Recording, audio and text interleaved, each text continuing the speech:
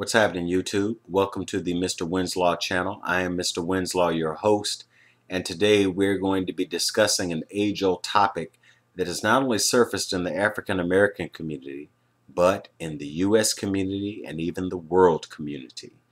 This particular topic deals with men and women will never be equal.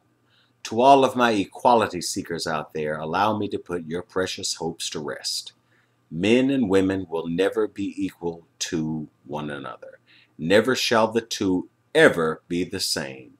In fact, it would be easier for the Palestinians and the Israelis to cease fire and sign a peace treaty than to ever see equality between men and women. This is very sexist of you, Mr. Winslow.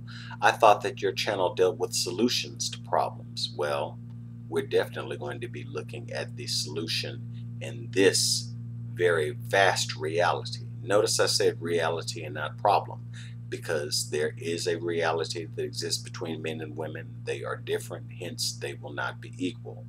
Allow me to explain. If we look at the word equality, we realize that it is derived from the word equal. Equal is defined as of the same quality, size, value, or rank. The definition alone, and if we incorporate our personal experience, will set the stage of seeing that there is a huge difference between men and women.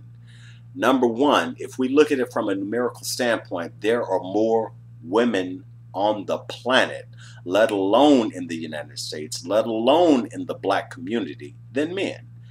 There are some 155 million women in the United States alone, as opposed to 151 million men in the United States. This means that 155 does not equal 151. So that automatically destroys the first tier of defense, talking about men and women are equal to each other. Numerically, there is no equality between the two. That's point number one. Point number two. Physiological differences exist between men and women. Case in point, when a husband and wife get together and they are soon to become mama and daddy, then that child is either going to be male or female. This means that the mother and father, on top of the support staff of the mother and father, are going to make preparations to make sure that that child's transition from womb to world is a smooth one. If it is going to be a male child, then the family will most certainly look for male-oriented things. They're going to get the blue bassinet. They're going to get the blue toys. They're going to make sure that the little boy plays with things associated with his gender. Conversely, if the parents are going to have a female child, a girl child, then that means that she's going to have a pink bassinet. That means that she is probably going to have pink clothes. She's probably going to have Barbie dolls, doll houses, that kind of thing. So there are physiological differences, and those physiological differences are going to play into the way that we view them. Number three, the third and final point, society and the justice system. Now, I can just stop it right there, because we have all seen examples of how society and the justice system favor and hate one or the other.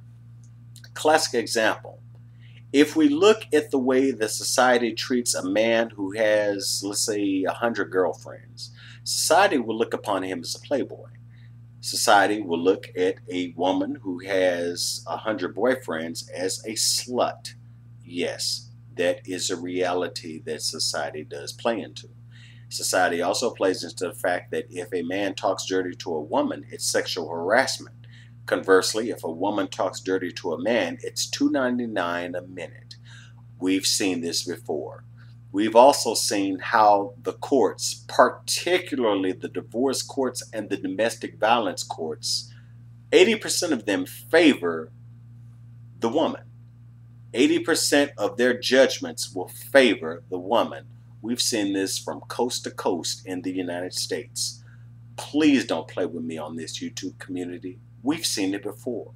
Now, I'm not saying that these situations are ones that we should just say, well, you know what, that's just the way it is and that's the way it's going to be. No, we should embrace the differences between men and women. If men and women were equal to each other, or if men and women were the same, that would probably mean that this would be a very, very dull and boring world. Women, just be honest with yourselves. I'm sure you appreciate the differences that men have over you. Men, be honest with yourself. I'm sure that you appreciate the differences that women have over you. Men appreciate the differences that women have. Women appreciate the differences that men have. We can see it every time they hug each other. We can see it every time they make love to each other. We can see it every time they look at each other. We can see it every time that their cages start to be rattled, or we can see it at the time that when a lovely lady walks across the street and that man's in that car at that stoplight and she gives him a wink or something and he races that engine. Of course, these are differences that we celebrate, we enjoy. These are differences that should not be forced to be equal to one another. In closing, YouTube community, please understand that Mr. Winslow is not a racist.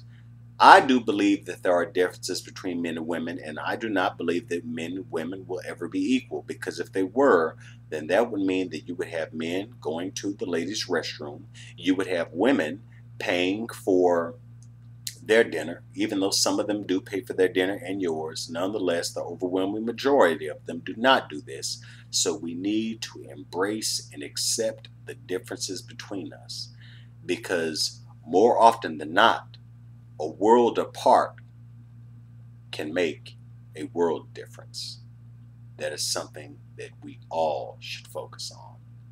From the Mr. Winslow Studios, God bless.